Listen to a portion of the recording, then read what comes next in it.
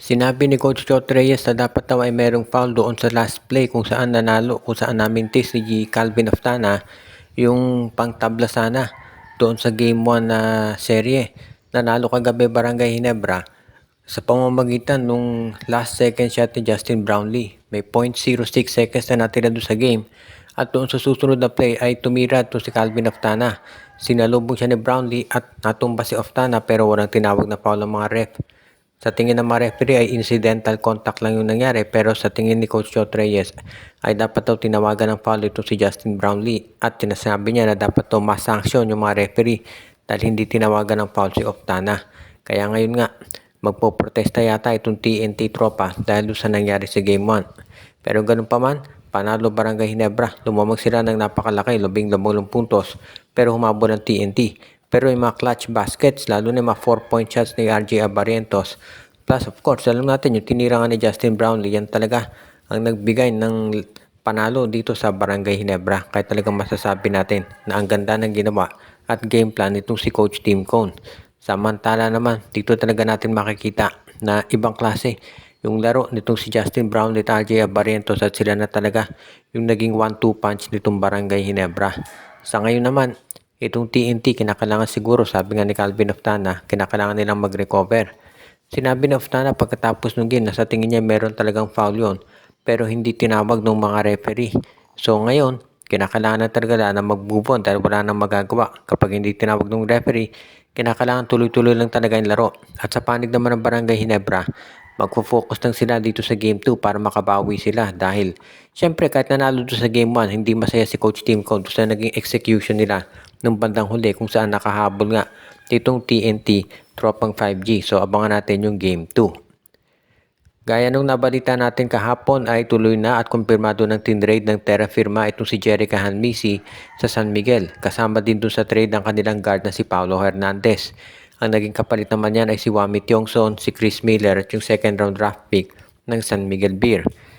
Medyo ang tanong ngayon dito sa San Miguel, ano kayang magiging posisyon nitong si Jerica Hanmisi? Dahil si Hanmisi ay isang shooting guard at alam natin na ang shooting guard sa San Miguel ay si CJ Perez at si Jericho Cruz. So ang isang nakikita natin baka maging solusyon dito, baka itong si CJ Perez at Jericho Cruz ay mag-iiba ng posisyon. Si Jericho Cruz baka yan ang magiging point guard ng San Miguel. Kasama itong si Chris Rosales at si Chris Ross. Samantala naman si Jerica Hanmisi at si CJ Perez, sila yung magiging shooting guard ng SMP. Samantala si Jericho Cruz magiging point guard. Ito si Paulo Hernandez, hindi tayo sure kung anong magiging posisyon niyan sa San Miguel. No? Baka maging point guard din yan. Depende na lamang kung anong gagawin itong si Coach Leo. Baka gawin din niyang shooting guard yan. Depende sa arrangement.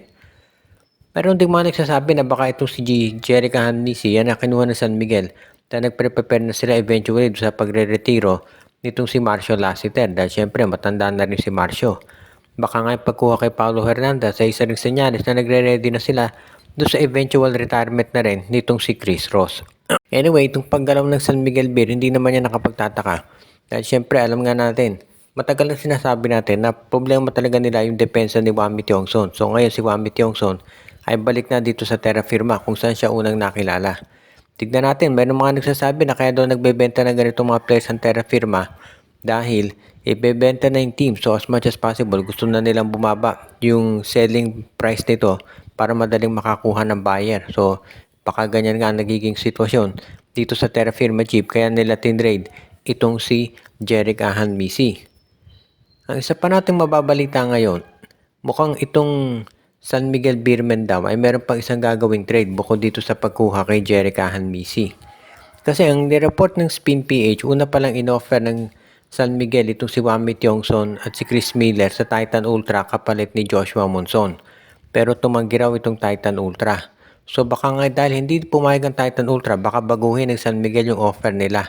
Baka ngayon naman si Jeron Teng ang i-offer nila sa Titan Ultra kapalit nitong si Joshua Monson.